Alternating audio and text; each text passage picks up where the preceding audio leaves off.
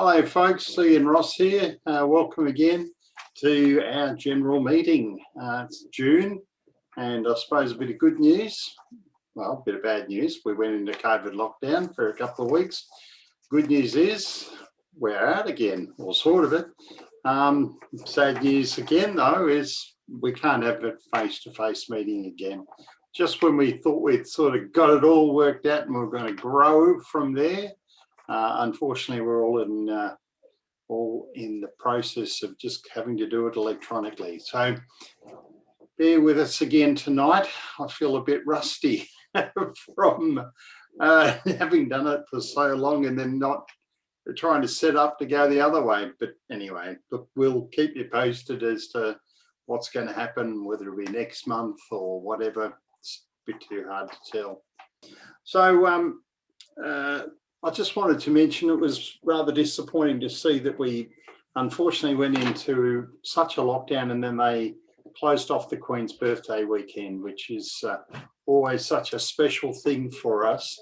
And it's just such a shame because there were so many people planning trips and planning to go away and all of the rest of it. And I'm very disappointed for all of that people in regional Victoria who were, I think, relying on the tourist dollar to come from people like us. So I guess when the time comes, hopefully we will be out there again soon. And I believe there'll be some announcements, hopefully tomorrow, and we'll see how we go. Somebody suggested to me the other day that there was a request before government to implement an additional public holiday, but I don't think that'll ever happen. Anyway.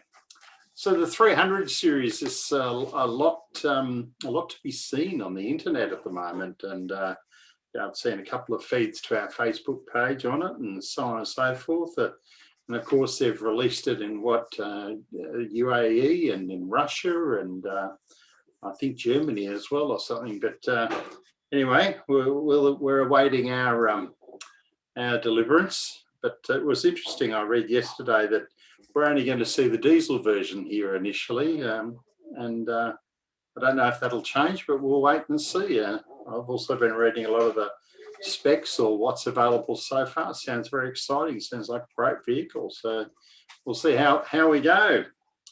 Obviously, the maintenance and construction team met last month, did a tremendous amount of work. Love the photos again, Michael.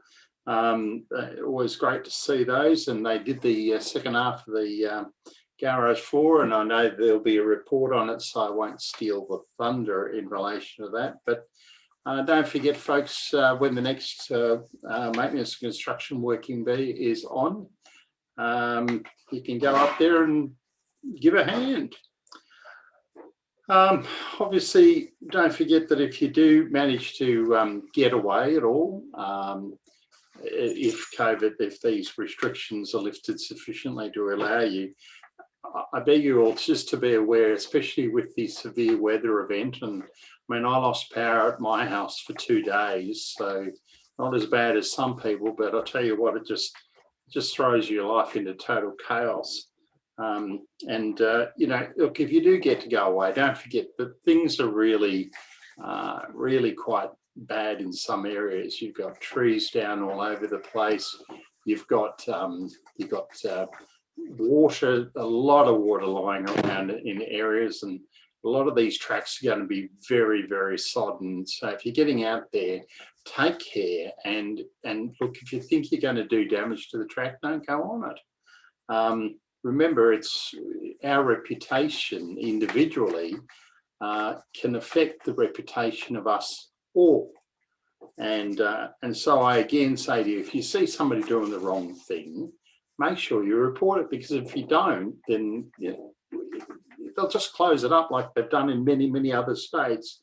And it'd be a tragedy for our children not to have the privileges that we do.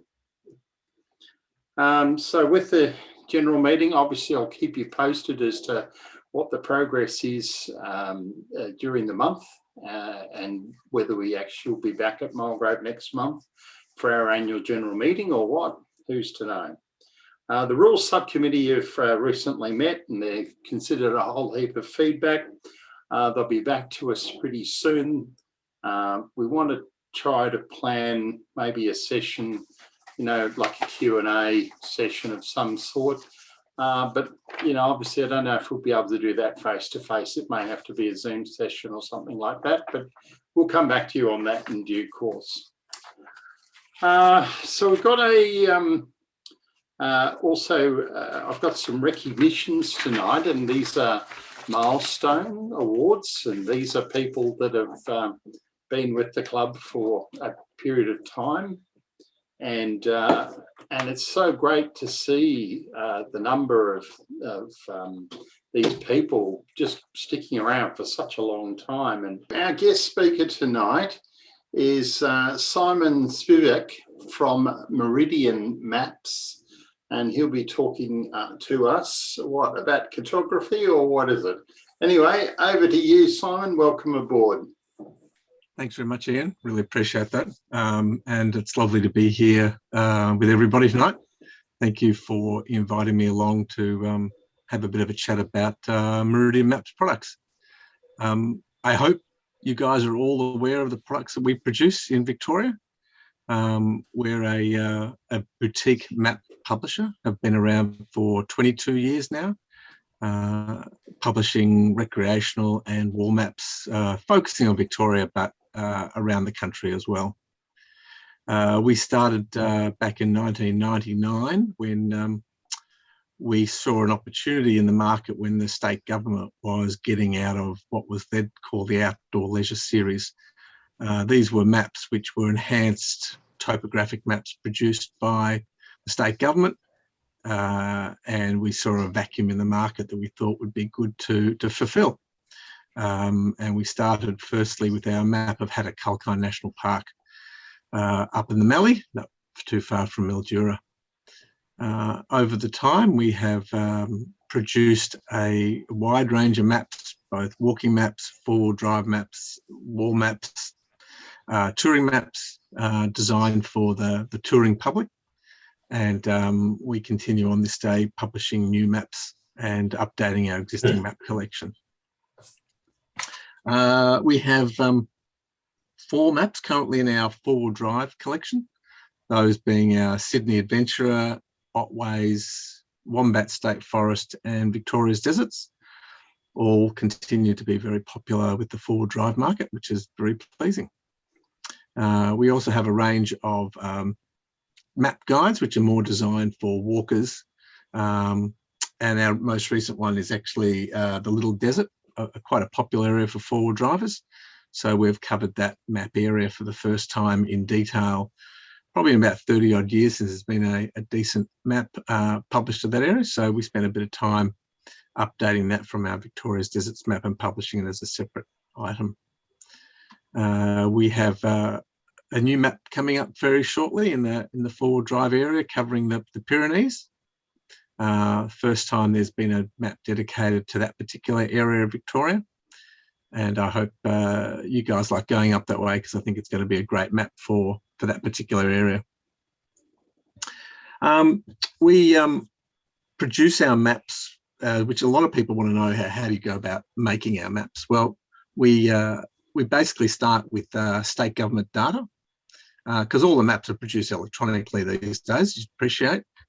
We start with the state government data. We splice together the area we're interested in.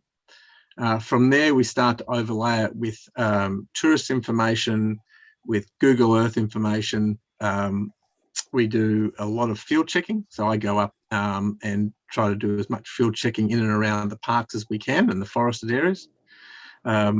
And we also use local knowledge, get involved the park rangers or the foresters, whose local knowledge is often very valuable to finessing the map and making sure that it covers off all the local information that's valuable to you guys when you're out there on the road in the bush.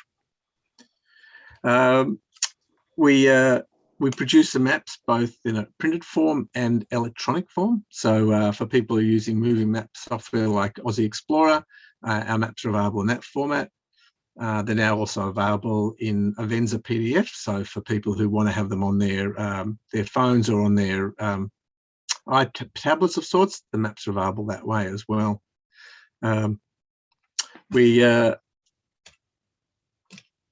when people often have asked me how you go about choosing the maps that we select.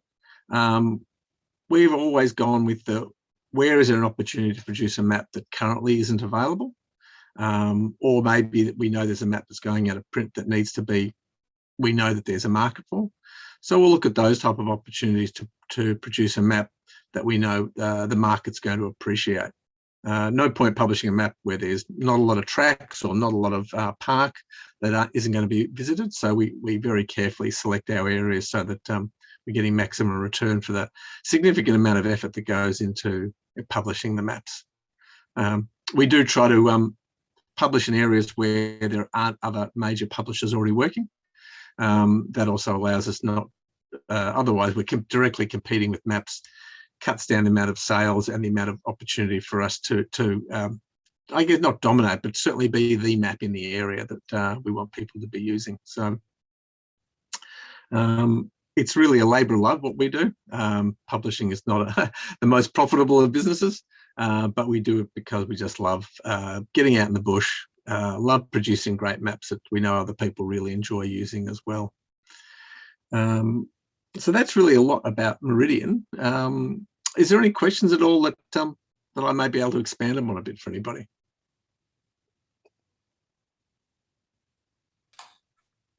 Just waiting for some questions, Simon. Not a problem. One from me, Simon. By all means, Eric. I use Aussie Explorer. So you mentioned earlier something to do about Aussie Explorer. What range have you got? And can you email them as PDFs and the map data? So what we do is, at this point in time, I don't have the software to download it, but we do offer it on USB, and I simply mail it out to everybody who needs it. I try to make every four-wheel drive now available digital as well as in print form. Okay. And those the digital version comes usually with an Aussie map, a map file, JPEG, PDF, so you can use it in multiple formats, which depending on the software that you've got to use. All right. Thank you. It's okay. Simon.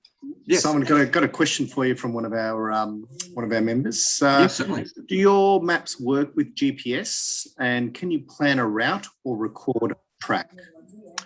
Once you've got it within the moving map software, you can do any of that.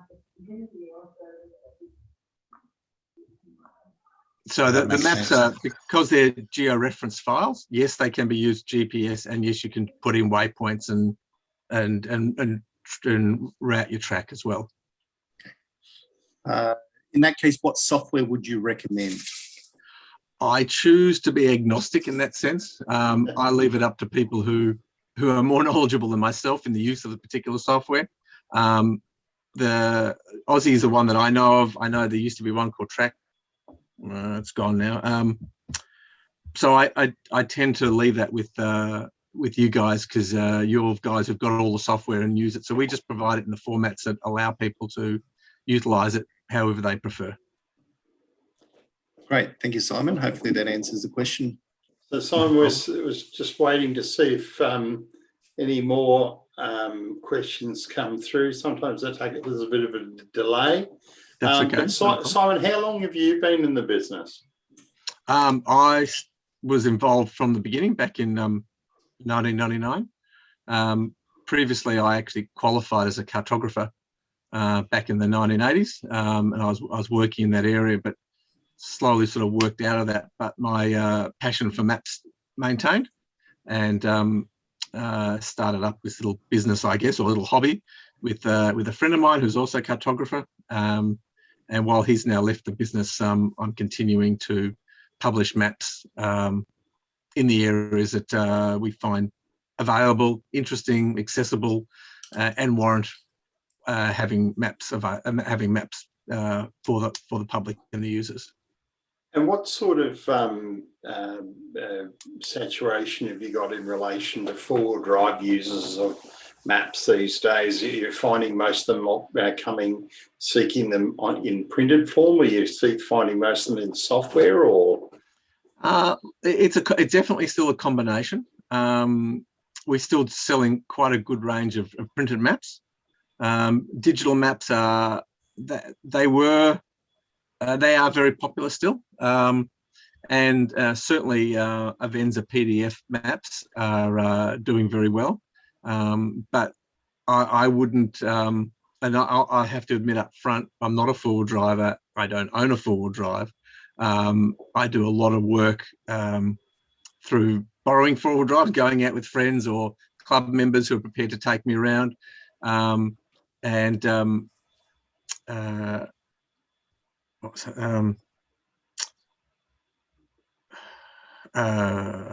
I've lost my train of thought. So what was your question again? I was more just asking in relation to, I used the word saturation, but I don't think I quite meant that. So what I was talking about was, yeah. Yeah, no, it's certainly not. The market, I certainly is not saturation of everybody knowing my product or having it. But one thing I was going to say is that I always recommend to users when they're talking to me about having both a printed and a digital map with them, because you never know when the digital map will fail, run out of battery, whatever. And a printed map obviously is going to be with you regardless. So obviously having them both is actually a good thing to do when you're certainly out in the bush. But there's certainly there's more room for growth in the market, both from our map sales. Certainly when the GFC hit back in 2007, there was a significant drop in sales for the next few years after that. Everyone was thinking they were going digital as the only way to go with maps. Map shops disappeared, sales dried up. But sales have come back significantly in the last 2 or 3 years. I think people are still realising the value of having printed maps as well as electronic versions. Has COVID affected the mapping business?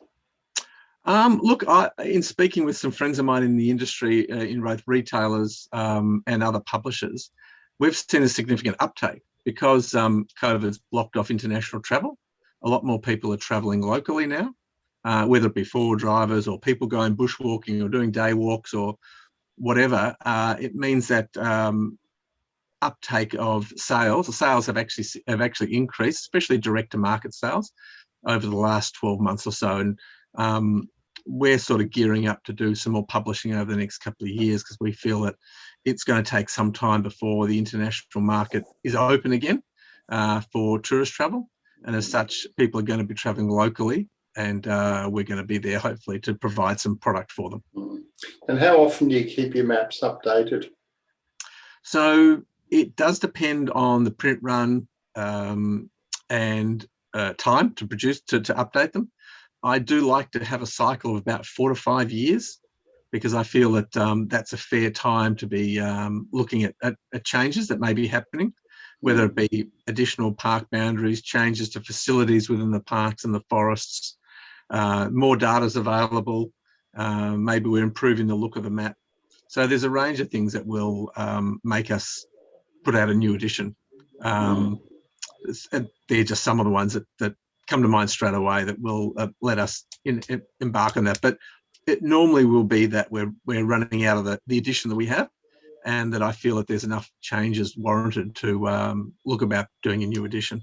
And what sort of scale do you work with on your printed version maps mainly? So that's going to vary depending on the area that we're covering. So we can't produce everything at the one scale. Otherwise, some maps would be a couple of meters wide, and other ones may only be, a metre or half a metre wide. So it's going to vary. But from a four-wheel drive perspective, at this stage, they vary anything from our Wombat map, which is 50,000, through to 500,000 for the Sydney Adventurer map. The Otways is 1 to 100,000. The Deserts is 1 to 350,000. So each map will have a scale dependent on the size of the area that we're actually having to publish. Okay. Simon, Yes. Simon, just another question from one of our members is, how do you go about keeping up with the ever-evolving updates that occur with platforms like Android and iOS? To be frankly honest, I don't worry about that because the maps are electronically produced in GeoTIFF and JPEG type formats. That's not relevant to me. I'm not producing moving map software that requires to be updated to Android or iOS current versions. So normally the data my maps are produced in, it shouldn't matter what version or what platform is out there, they should work. Thank you. All right. Well, Simon, I haven't got any more questions for you here, but I've used your products before, and it's always lovely to get a bit of an update and an insight into what's going on. And I mean, one of the things that I was sort of thinking about was with obviously this COVID business going on, there'd be a lot more people traveling locally. And I mean, obviously we've seen an explosion in sales of four-wheel drive and recreational vehicles in general. So, and if you can't go overseas, what do they say? You might as well tour your own country.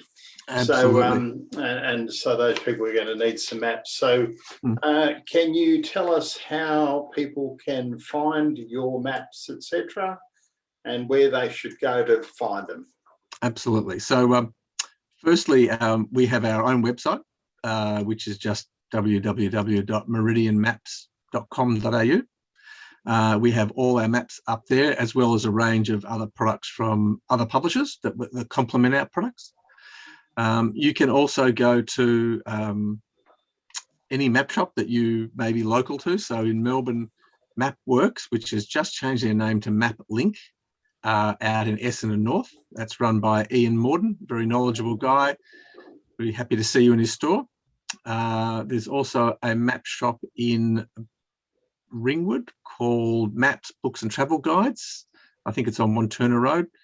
Alan Foot's out there, really nice guy. I'd be pleased to help you guys out with any maps you require. There are other online websites that will have my maps or a range of my maps available, but you're more than welcome to come direct to me. And I'm more than happy to set up a promo code for your members for a month, so you can purchase my maps at a 10% discount if you wish me to do that for you guys. Yeah, if you could just maybe let Sandra, our secretary, know, and we can put it out on a weekend wrap to our members so they can all benefit in some small way, both by helping you and helping themselves a bit. No all right. problem. So and if you can send me the details, and I will send that off as well. We'll get our secretary to send you that. No worries. And look, if anybody sees that there's areas they like to go to that there isn't decent mapping, that I always love to hear from the users and the people who are out there who think, gee, wish there was a great map of this area, because if I get enough inquiries or enough information like that, that'll often prompt us to produce a map of an area that if we feel that there's it warrants it. So it's always nice to hear from people who are actually out there using our products or touring around Victoria. And I suppose you're also welcome to feedback and anything that the people might any suggestions, or if they notice anything, etc., to let you know, hey? Absolutely. I have a guaranteed promise. If anybody sends in feedback that enhances the value of our map, I will send out a free copy of the new edition without charge and outpost for any feedback that we get that's worth it for our maps. There you go. Thank you very much. All right, well, Simon, if we get any more questions, we'll direct them to you if you're still with us. If you're not, we'll take them on notice and pass them on, or pass your details over. So thanks for joining us, Simon, tonight. So and on behalf of the club members, I say thank you for joining us tonight. All right. It's been an absolute pleasure. Thanks for having me. Thank you, Simon. All right. So now what we'll do is we'll move on to our video of the High Country Huts. This is a trip that was run by Chris and Greg Burr earlier this year, and the video was edited by Viv Gardner, who always does an amazing job with their videos. And thanks again, Chris and Greg, for running a trip. And let's get to it. High Country Huts.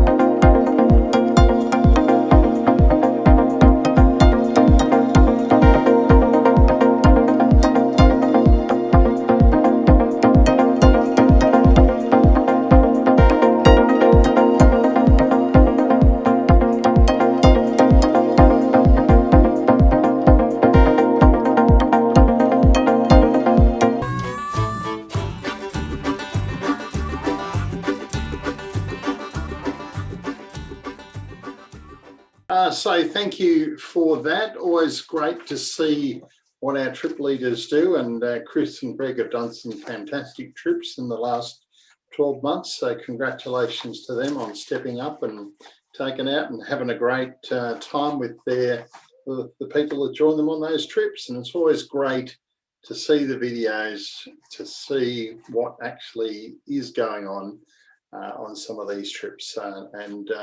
Viv, again, thank you so much for taking the time to put these videos together, because it's not a 2-minute job, as we've discussed previously. So next on our agenda tonight is the strategic plan presentation, and I'll pass over to Rob shortly. Rob, might be good if you just explain in one sentence, if you can, what a strategic plan is, just so that people understand that, and then go ahead with your presentation. So with that, over to Rob. Thank you, Ian. Well, that's a difficult one. I guess a strategic plan is us sitting down and trying to look into the future and see where we want to be, and therefore how we're going to get there. A little bit of looking back in the past to learn from our mistakes. So I'll share the screen.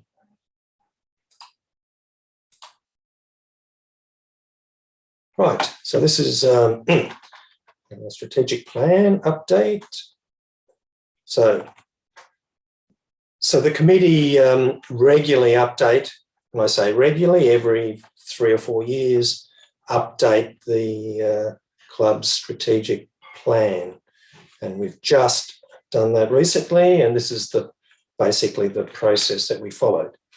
So a subcommittee was formed, and that consisted of myself, Matt Lilly and Bruce Porter. We went away and had a look at I think Tony joined in a little bit later, Tony Bryant.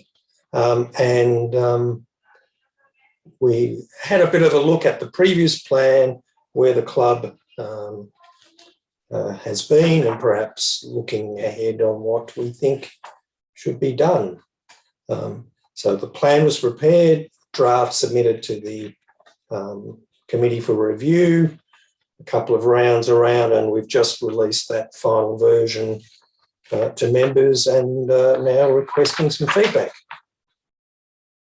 So happy to answer questions at the end of the session, if you don't mind, at the end of the meeting. So I think we want to try and keep the meeting moving along. So queue your questions up and I'll answer them at the end of the meeting. So what is a strategic plan? It consists of a vision and mission statement, just some short sentences on what why we exist and where we see ourselves in the world.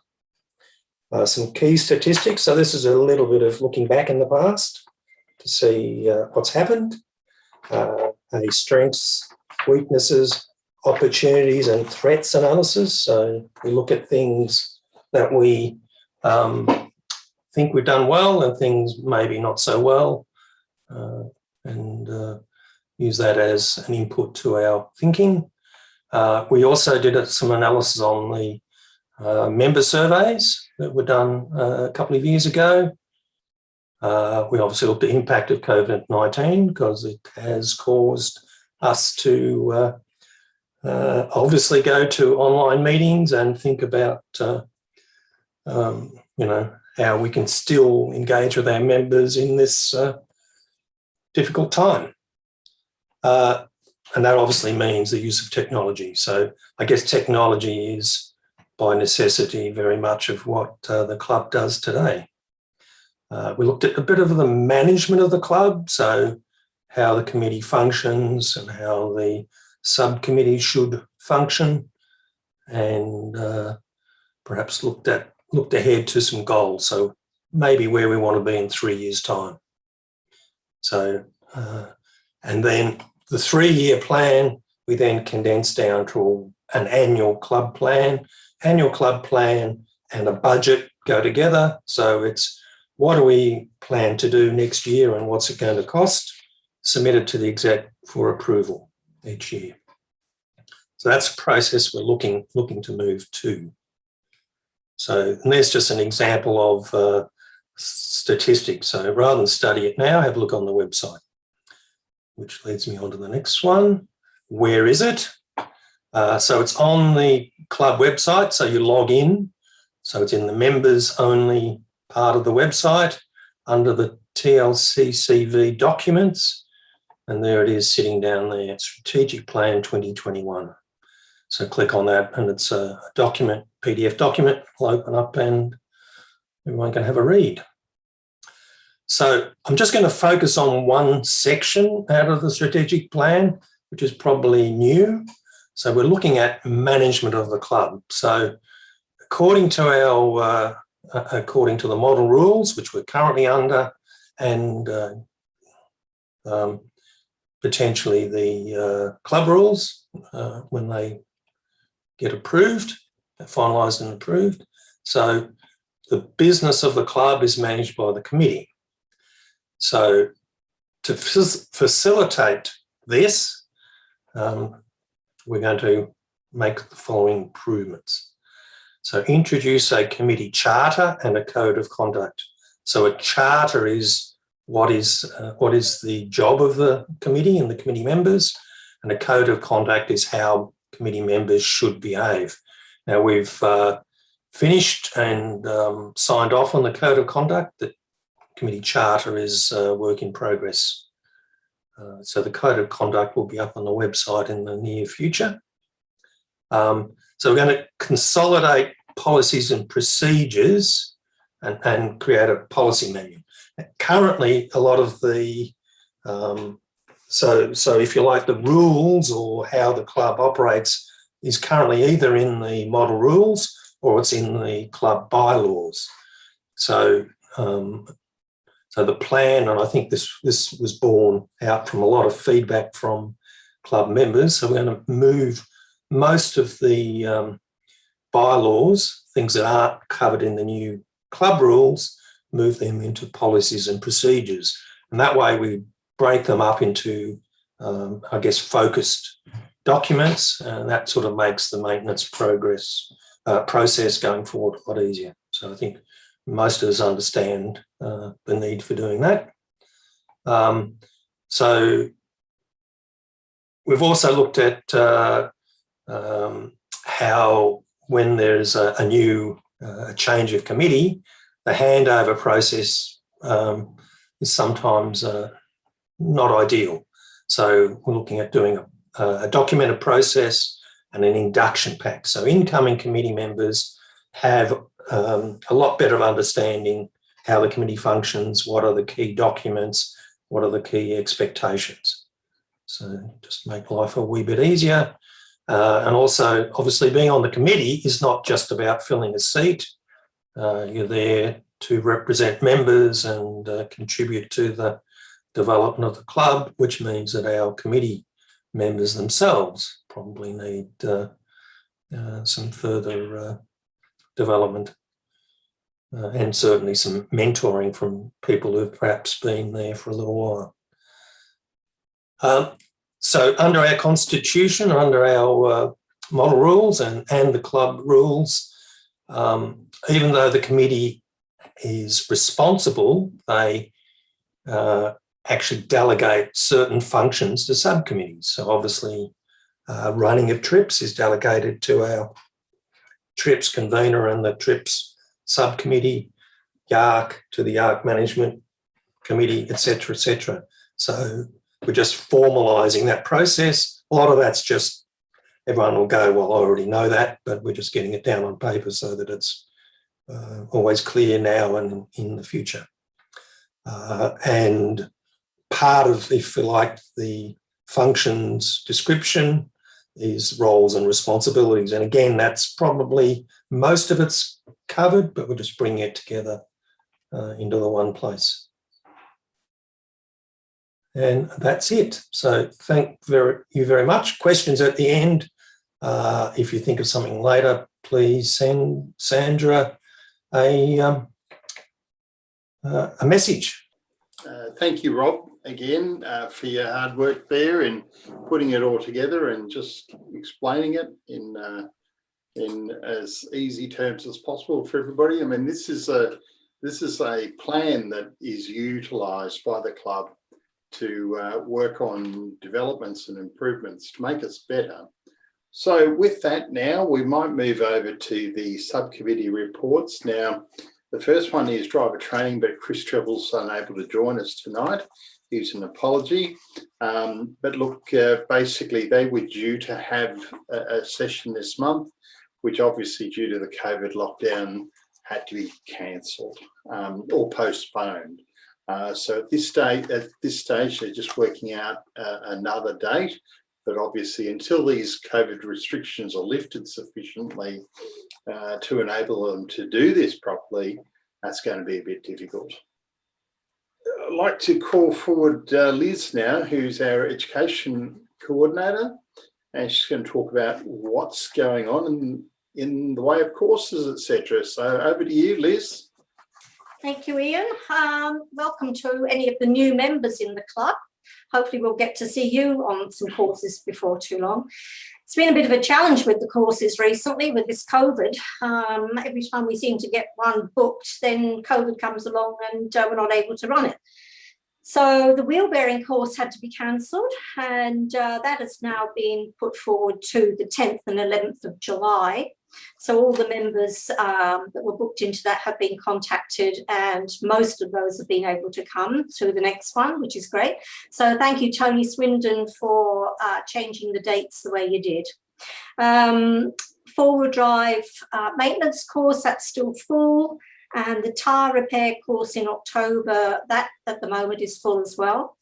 So I'm working on a whole lot of other courses for the end of the year and for next year. So bear with me, and hopefully there'll be more news in the near future. So that's about all for me from education for tonight. Thank you, Ian.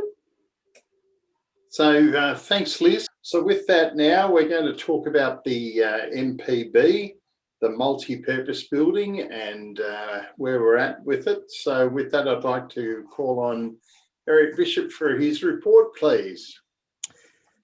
Thank you, Ian. Good evening, everybody. Yes, the MPB, Bruce commented earlier that the building now belongs to us, and it does. So the fit out that we're currently going through at the moment, Viv and Baz Gardner have been rewiring, oh, sorry, not rewiring, been wiring the shed, roughing in the wiring for the final fit out. Gary and Peter, Peter Birchall is organising the sheeting to sheet the walls. Most of the work we're doing during the week rather than on weekends when the COVID resolves itself. Viv and Baz Gardner actually been camping up at Yark, I believe, for a while and doing the work up there. Traco's just about ready to start doing the 12 volt. He just bought all the material, and I've got the all the storage equipment, all the shelving and the like, ready for when the sheeting on the wall goes on, and then we'll paint the floor. So really, apart from the sheeting, I think the sheeting of internal sheeting is where we need probably a couple of volunteers, but outside of that, everything else is being done by the group itself, and Baz Gardner and Viv doing the wiring and the like. But basically, it's probably, bar the COVID thing, we could probably finish the whole thing off in a fortnight and it'd be ready for use. So we did say that mid-June to end of June to be ready for use. So we're not far off it. And we've made some savings with the internal fit out, which has brought us back onto the original budget that we prophesied some time back. So at this point in time, we really don't need a lot of help to do anything, actually, other than complete the last 3 or 4 jobs, and then it's ready for use. So that's about it from me, Ian. All right. Well, Over to thank you. Thank you, Eric, and great to see a good update report on that, and glad that we're cruising towards that finish line. All right, so thank you very much, Eric, and we'll now move on to the Land Cruiser's 70th anniversary event, and John Mills is going to talk about that. So, John. Yeah, Over hi. Not much to say other than we're sort of now working our way down to hopefully getting into New South Wales. There's a couple of people who I don't think have paid their fees, which were due, I think, today. And that means that everything then is paid for. There is one spot left. So if anyone wants to go to the gatherings, they can get their application in as soon as possible, because you know, we're now trying to tell the people in Broken Hill final numbers. So if you want to go, get in quickly. So that's all I've got to say. Thank you. So just one more person or one more group, that'll be fine. Thank you. Thank you, John. And look, opportunities there, folks. All you need to do is knock and do it now. So with that, we'll move on to Geelong. Alison Williams, over to you, Alison. Thanks, Ian, and hello, everybody. Bit of a shame about the meeting tonight after last month's progress, isn't it? We didn't have a June meeting because that was in our lockdown week. July meeting will be our annual meeting. Hopefully that goes ahead. Our August meeting, we have a great guest speaker, Multi-Drive Technologies. They're a local Geelong company, been going around about 25 years. It's a family-owned company still. They do a lot of GVM upgrades, chassis extensions, 6x6 extensions, do a lot of work with Parks Vic and Delwop, and they'll be bringing along their 6-wheel drive to have a look at, and everybody's welcome. So we're not far down the highway if you'd like to come along. We're going out for dinner on Saturday the 26th at the Eastern Spice in Bellarine Street, Geelong. It's an Indian restaurant overlooking the Eastern Beach and the bay, so everyone's also welcome for that, but we won't put it up just yet, just in case COVID shuts us all down again.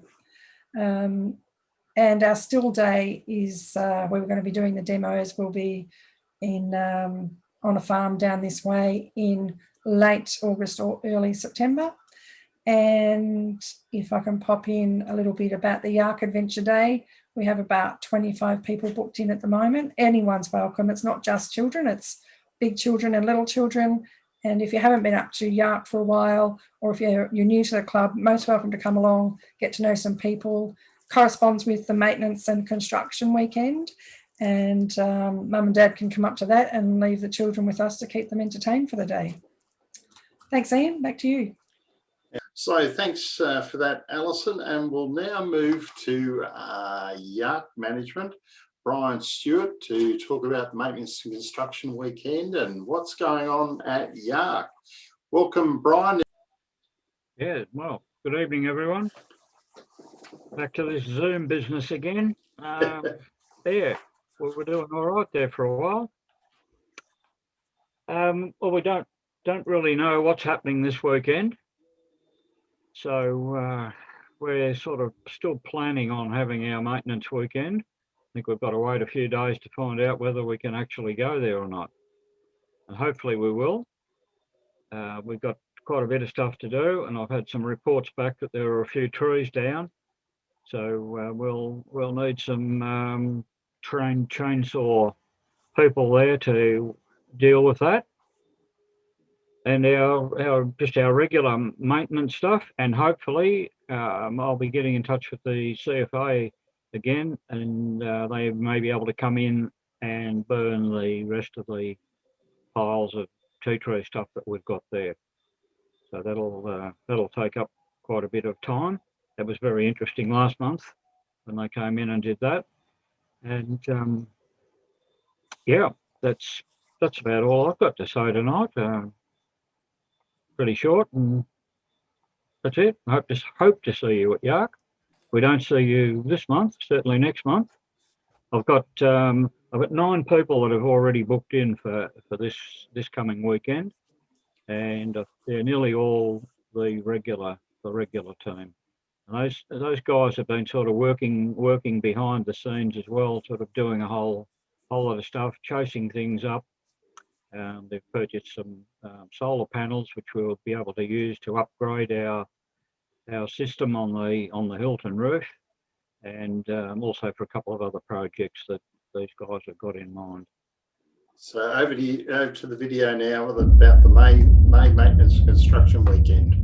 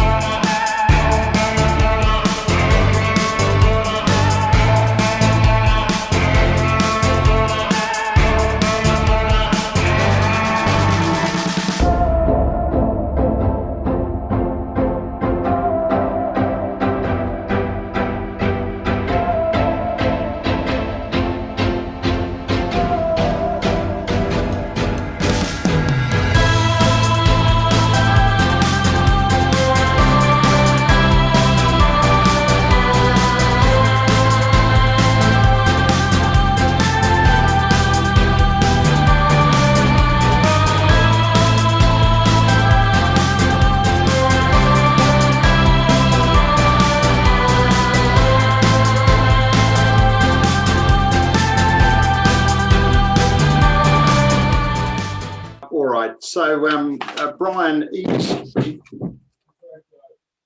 Brian, are you still there? Yes, I'm still here. Yeah, hi, Brian. I just wanted to ask, for those people, some of our newer members who want to join in with the Maintenance Construction Weekend, how do they go about it? They just have to book in. Just book in like everybody else does on the website. Go in there and click on the Maintenance and Construction Weekend and put their name in, and that's it. Done. Thank you, Brian. And so hopefully you'll be able to get together as a group this weekend, and if not, you'll probably postpone it and we'll go from there, eh? Yep. So good luck. And can do. I'll tell you what, those blokes doing the concreting work bloody fast in that video. It wasn't quite that fast, but they worked pretty good. And a great team working away. So well done, guys. Thanks, so no problems. And we'll go over to Sandra Tanner, who's going to talk a little bit about social. Thank you, Ian. Very short and sweet. As everybody knows, the Japanese restaurant had to be cancelled due to COVID. However, a new date is to be decided, dependent again on COVID, and preference to previous confirmed members will be made prior. So I would say that those that were going to be there last Saturday, I think it is, they will have preference to the booking when we're able to make another booking, or when Angela can make another booking. Fingers crossed, everybody. We might be there sooner than later. Hopefully nobody else is going to get infected and we can get on with our lives and have some fun and do the things that we've been aching to do for so long. that's it about social for the moment, Ian. Thank you. Thank you, Sandra. You also do special events. Special events, So yes. do you want to move over to that one? The National 4x4 show is August the 20th to the 22nd. Going to need a lot of helpers. We will need to the display up on the 19th, the Thursday of August, and Friday, Saturday, Sunday is the big show. We're always quite busy when we get new members, so we're hoping to get a lot of new members this year. We will have hopefully 2 vehicles on display, which will be good. And that's about it for the moment. We just hope that COVID's not going to interfere with the National 4x4 show. It's ruined the Geelong show, and Mornington had to be delayed, so I think that's going in September. But we can only cross our fingers and hope for the best. Okay. And next month, I will have some news on our 50th birthday. I'll move over to trip convener. That's next. Now, Viv is an apology tonight, and she did just want to say that to keep an eye out on the trips. There was an announcement recently about a couple of trips that were just come on. And also she mentioned they're looking at running a trip leaders training course later in the year. I think, look, I couldn't find the email that she sent me. I think it was September, October or something like that. So if you're interested, let Viv know. Now with that might go to the webmaster, but seeing as Laurie's on holidays, we'll go and ask Rob. Rob, you got anything to report? I thought I was doing it, Ian. Oh, okay. It just says Rob LaVersha. All right. Okay, well, Laurie. Yes, I am on holidays, as you can see, in sunny Queensland, and I apologise for the good weather we're getting, but yeah, we're loving it up here. With Webmaster, the only thing I wanted to talk about was you would have received your weekend wrap with the flip reader version of the magazine, and the thing that I added this month was every trip, every maintenance construction weekend, the first picture that you see, if you click on it, you can then scroll through every picture from that particular window. You don't have to click on every separate picture. If you click on the 3rd, 4th and 5th, you'll just get the 3rd, 4th and 5th come up individually, but it's the first one and you can just scroll through them all in one. So I think that's a big plus, so that you can look at the pictures all in one and then go back to listening to the audio. That's about all from me, Ian, tonight. It's going well here up in Warwick in Queensland. All right, well, you're lucky, Doug. Well, at least you're away, and looks like you left it right on the right time. So 3 days before lockdown. Yes. So good on you with the timing. Yeah, Thanks. enjoy yourselves and your break. And thank you for the other people behind the scenes for all their help tonight in making this all happen. So so with that, now we'll call on Forge Villela, who's going to give us an update on Cruiser Kana, and I believe bookings are open. You're muted, mate. You're just, yep. Yes, absolutely. They're open. So we're the competition. And we've had our first competitors sign up too. So that's interesting too. Look, a busy month for us. We've appointed a couple of more people to help us in running the event. Peter Canning's going to help us organise the volunteers, so that's good. And we've asked for Neil to come back and help us on the competition days and be our chief marshal.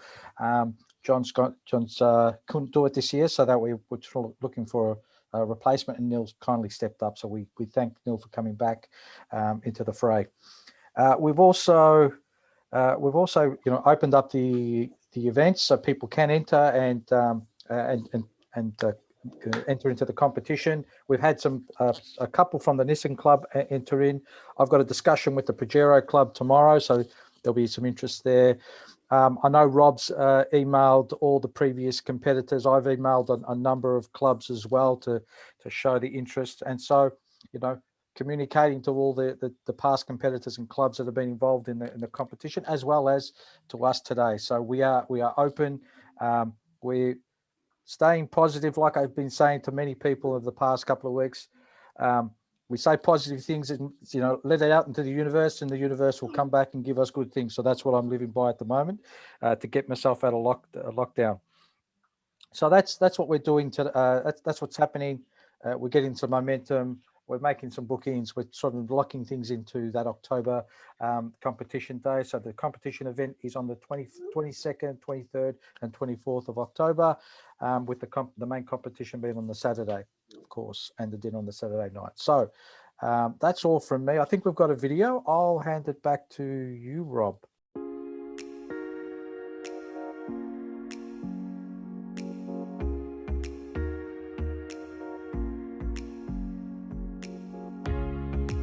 Saying anything. Behave yourself. Don't forget, he's got to be careful what you say in front of Laurie. He gets it all down. So the next year. I'll just go through the score sheets with the lead. The other We're here to have fun. Dinner tonight. Got some pumps around the back as well. Tins, oil tins, you know, all sorts of Memorable, SO and Mobile, all those things that we used to have when we were there. Marshals are keenly watching to see where they touch. He's riding on his pad. Oh. Is that it?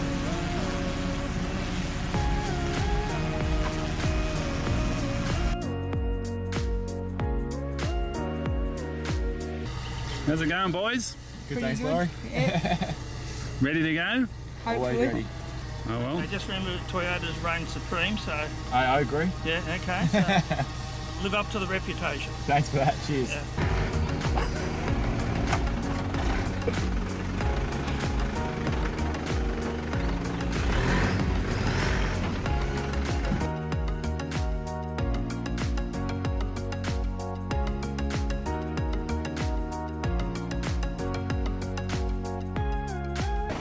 What do you think of your reversing skills, Linda? Oh, could be a little limited, I'd say. Yeah, do you realise you're actually touching the pole and then you still kept going back, No. and then you went back a third time and you were well past the pole? So. There you go. That's why I've got a panel beater for husband.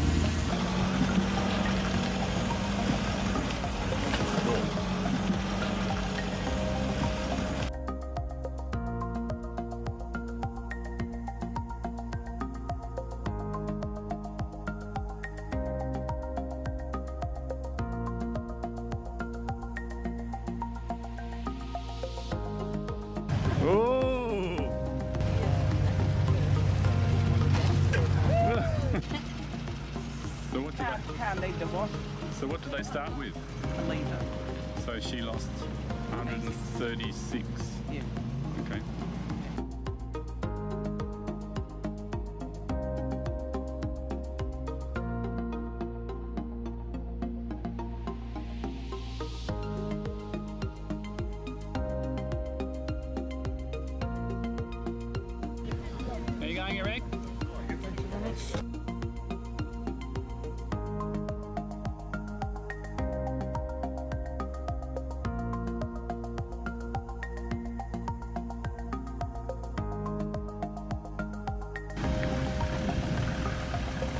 that's not bad.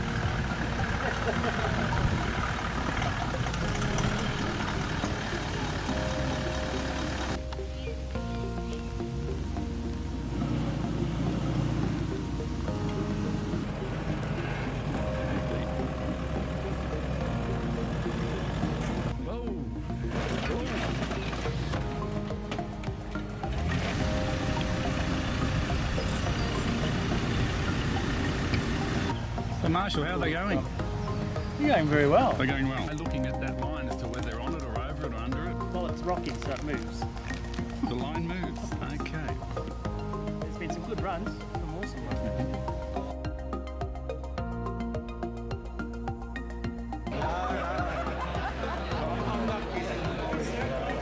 Do you want salt?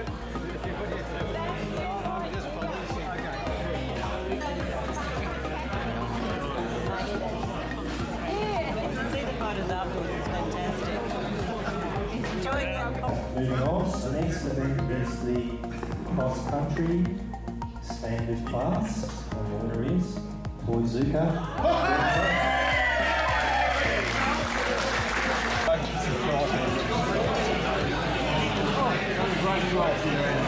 Dinner was delicious, Lauren.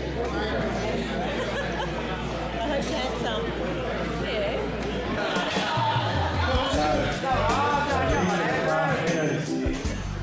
So first of all, standard class goes to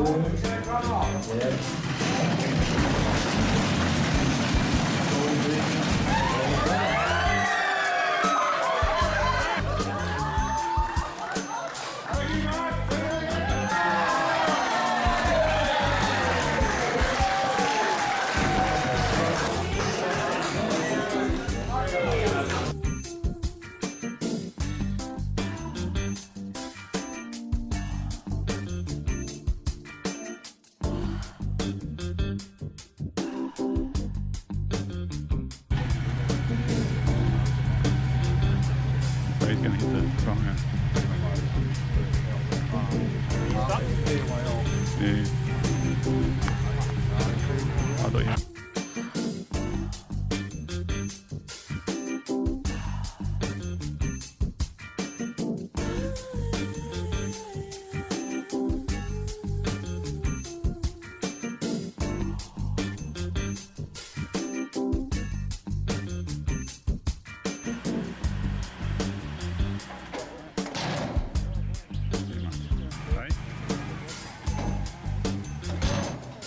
That was pretty good. I'm impressed with that.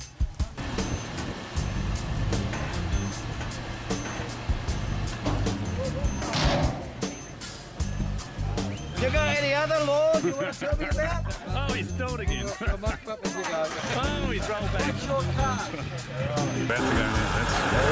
Whoa. Oh, he's now disqualified you if you go back this way. Oh!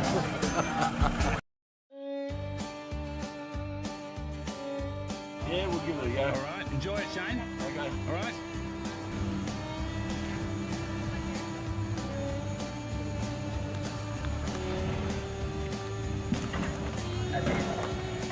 Thanks, Al. Yes!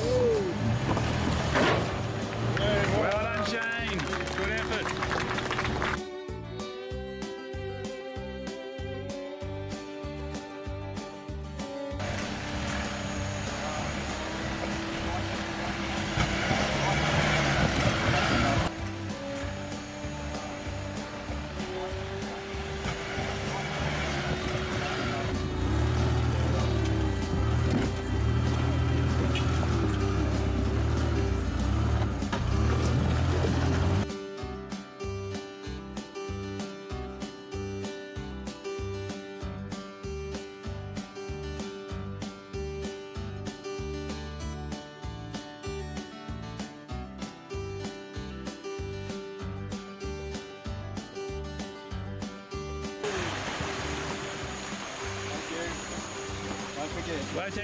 How do you think you went, Shane?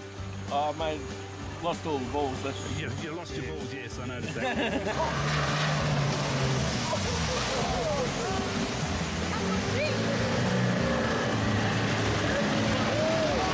Run. Hey, So are you happy with that, Mark? happy, happy. Oh.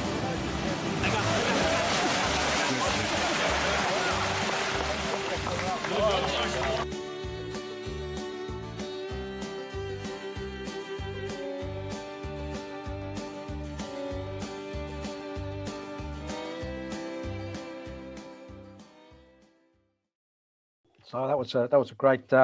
It was a sunny day that day, so that was actually quite some good footage. Well done, Steve, for editing that. That was good. And it's interesting for us. It's the first time I've seen that one. It was the year that my eldest son competed in that, and I was just watching because I'd heard everybody talk about it, but I'd never actually seen it when he reversed up to that pole. I couldn't believe he was like just only a tiny little bit off. That was it was great to see that, and always good. So don't forget, folks, registrations are open. That's really good news, isn't it, Forge? Yeah, it's absolutely. And just a reminder to everybody, if they're interested, how do they go about joining in? So there was a question just on the Q&A. How do we volunteer? There is an email address. I'll communicate it out so that people can to do that. So I'll get it out there in the next couple of days. Excellent. No worries. Well, thanks to you and your crew for putting that all together, and lovely to reminisce with the video as well. Yeah. Okay. So with that, I'm actually going to say good night to everybody. And so we'll update you as to what's happening next month and whether we get a chance to meet again face to face. And if not, it'll be an AGM and we'll do our best. All right. So thanks all for joining us tonight and good night.